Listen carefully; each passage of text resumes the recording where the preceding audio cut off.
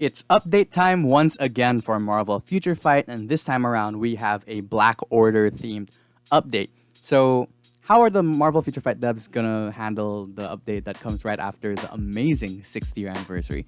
Well, we'll see. There's some interesting stuff to think about here, some new uniforms, of course, and some changes to certain game modes, an additional new game mode, and some other aspects of the game. So, let's discuss that right now. So, we get uniforms for all of the Black Order except for one member, which I'm pretty sure will come mid-month or something. But yeah, the first of which here is Supergiant. Supergiant finally gets a uniform. She was very infamously snubbed in Infinity War when all of the Black Order plus Thanos got their own uniforms. Not only that, but they also got their own World Boss Ultimates. And yeah, Supergiant finally gets that. It's about time that she was, brought into the modern day, kind of.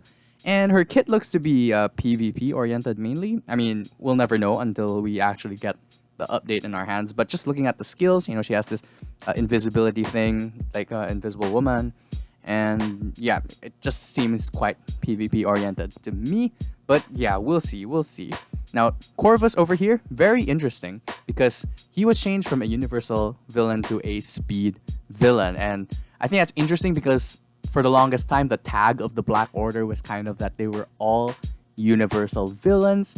I just think it's really interesting that they make him a speed villain. Now, you might say that it's kind of making him a little weaker, given that universal types are generally stronger than other types in the game. I don't know, this makes him more interesting to me. I think if he was just a universal villain, I wouldn't be considering purchasing this uniform at all.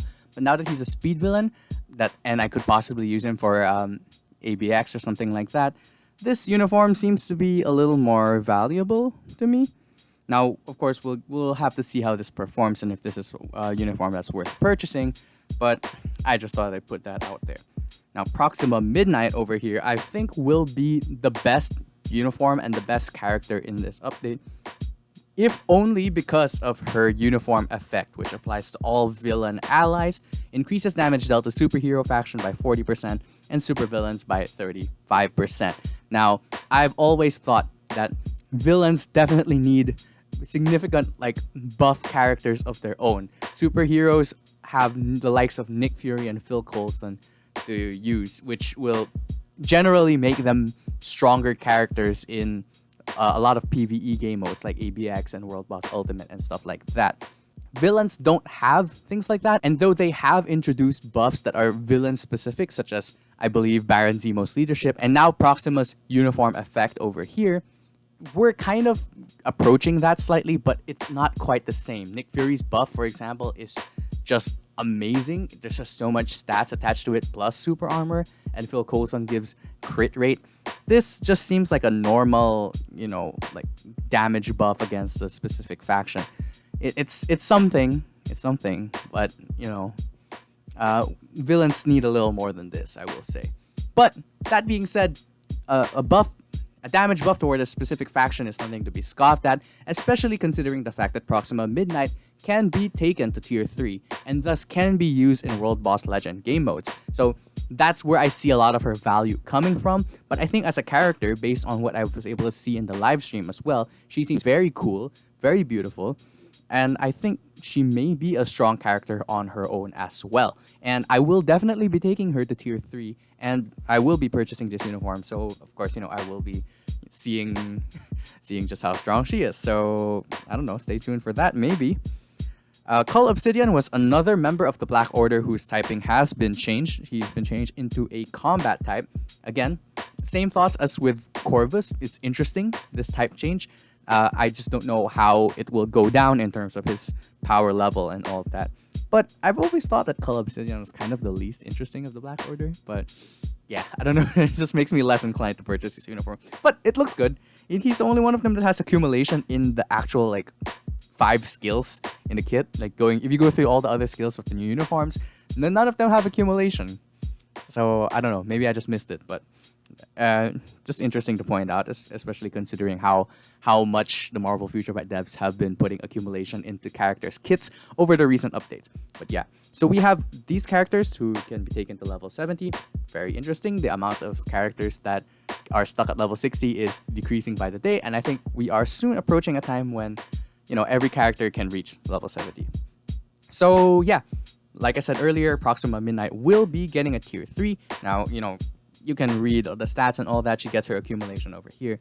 There's a lot of stats, and it's a lot of spears, shooty, blah, blah, blah. We don't really know how much damage this will do in-game. We'll have to see later on, but it looks pretty cool. Same thing with the Awakening skill, there's a lot of text, a lot of pretty animations and all that, when it comes to the aesthetics, Marvel Future Fight always nails it, so no questions there. Again, can't really comment on their power level over here, but yeah, I'm just looking at the all defense down right now, 65% over here on Corvus, 65% on Supergiant, 65%, okay, just making sure that they all have it there. So yeah, that's about it for the character buffs. Now we go to some specific in-game changes that they've made, and the first change that they discuss is the change to the Shield Lab, or the processor, or whatever. You might know it as the processor, but from now on it'll be labeled as this craft system. So yeah, the original processor will be kind of revamped slightly. So what they're going to do is they're going to be taking out certain things. Where am I seeing it here? Yeah, they're going to be taking out antimatter, the antimatter generator, and the warp device, which is kind of sad for me. I don't know if I'm not saying it's sad because I don't think it'll be good for the game, but it's just this has been around for the longest time, and I'm I'm a little sad to see it go, not gonna lie. And I have been using it recently because I've been trying to find a specific card, and but anyway, I'm getting a little too personal there. Yeah, and we'll be able to craft tier 3 materials as well. They've also increased the rank of specific items that we can craft, such as custom gears, comic cards, and enchanted uru. So that's generally good. I just hope that how this change is applied in game is as good as it reads in text. The tokens that you get from the warp device will be moved to the dispatch mission, so the tokens that you have won't go away. You don't need to spend all of those. But regarding the antimatter generator, given that it is going away, ideally you want to spend all of the antimatter that you have in the lab before the game resets. So just giving you that heads up if you're watching that video right now.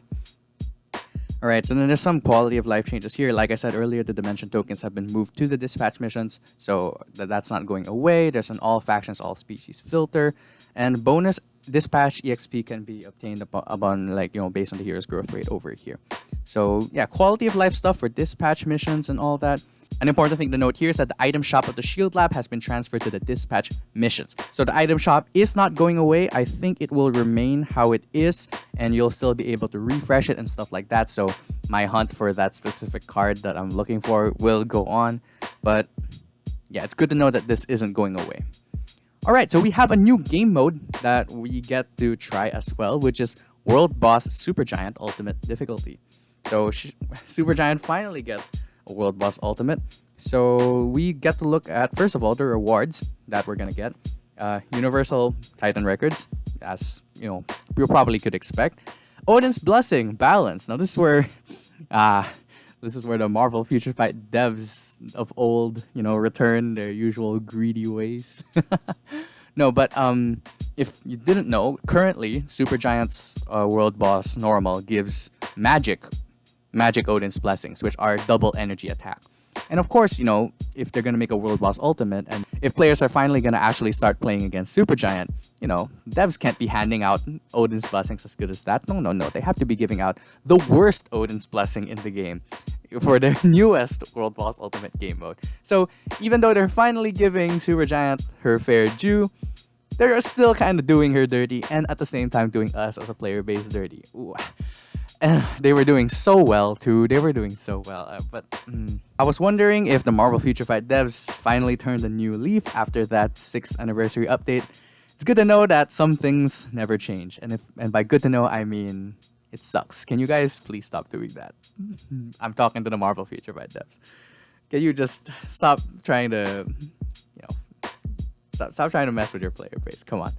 But anyway. Yeah, the usual tier 3 materials can be found, as you would be able to expect. Now that World Boss Legend is around, I don't know how valuable it is to be playing this World Boss Ultimate, but yeah.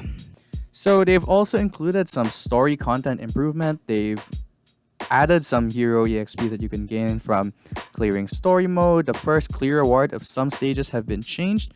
Now, in this case, you would originally level up Captain America, Black Widow, and Iron Man, and now you would acquire additional character EXP. I don't think it's that big a deal, not that big a change.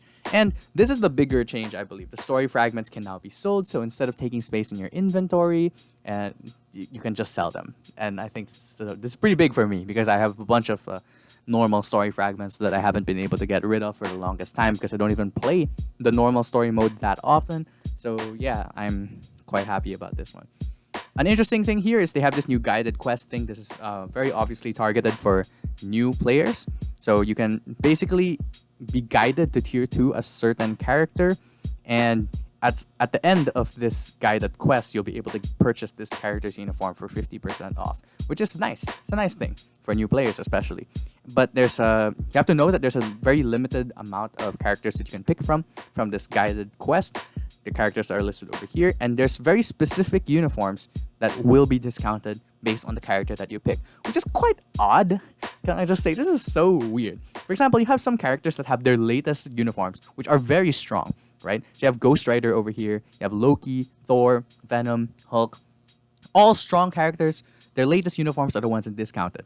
That's cool, right? But then you have, for example, Rocket Raccoon. Not the strongest character, again, but you have his Infinity War uniform that's on discount. Not even his Endgame uniform. Or let's take a look at Ant-Man. You have his Ant-Man and the Wasp uniform. That's the one that they're going to discount, not his Endgame uniform. Do they just not want to give away the Endgame uniforms? I don't know. They seem to have no problem with Hawkeye over there. But yeah. I'm thinking of doing a tier list of these characters for new players. See which I would advise picking for your guided quest. I don't know if that would be interesting. Do let me know if anyone is interested in that. I'd be more than happy to do that. They added some more benefits to purchasing for certain items, like for example this one over here, the biometrics. You get an additional 25 crystals, which is cool. The target items over here, the Stark Stash, you get an additional 25 crystals for all of these. So the Stark Stash, Bio Sub, X-Gene Sub, Daily Boost, Shield Special Support, yeah, Daily Growth Support, etc., etc. All right, that's cool. So it says here that there's some improvements with the Future Pass. I don't know. It looks like the normal Future Pass to me. No. Here's the improvements. The Future Pass menu will not be displayed on the main lobby. Now, the Future Pass menu will not be displayed on the main lobby after acquiring all the rewards. Okay, that's okay, I guess. Pop-up screen has been added to enable our agents to immediately use a special icon. Okay, that's cool, I guess. I mean, I've never gotten a special icon from the Future Pass because I've never bought a Future Pass. But for those of you that do, cool, I guess. So yeah, just some simple quality of life stuff. Some new special icons as well. I must say that Spider-Man one looks absolutely sick. And I mean, I'm not gonna purchase it. I'd love to, but I'm not going to. It looks amazing. But yeah, uniform collection, UI change for Craft Combine, just some more quality of life stuff that honestly is quite boring to me. Yeah, and there's just a lot of text that I can't really be bothered to read. Reading isn't my strong suit, so yeah, I just thought I'd put that out there. So, that's about it for the patch notes. It may seem a little more underwhelming than the 6th year anniversary update, but not every update can be an anniversary update. And at the same time, we didn't really know how good the 6th year anniversary update would be in the patch notes, right? So this update could still be as amazing, if not better than the anniversary update, and we wouldn't even know it just by reading, what's been written on the Netmarble forums, right? So we'll just have to wait and see. I still have hope, and I for one can't wait to try Proxima specifically. I may do Corvus, or I don't know what people are interested in. Like, let me know if there's a specific uniform that you want me to try. But yeah, that's my thoughts on the patch notes. So what are your thoughts on the latest updates patch notes? Are you excited for the Black Order to get new uniforms? Are you excited for the update in general? I hope that this video was able to inform you about the new update and whatever. And as always, thank you so much for watching.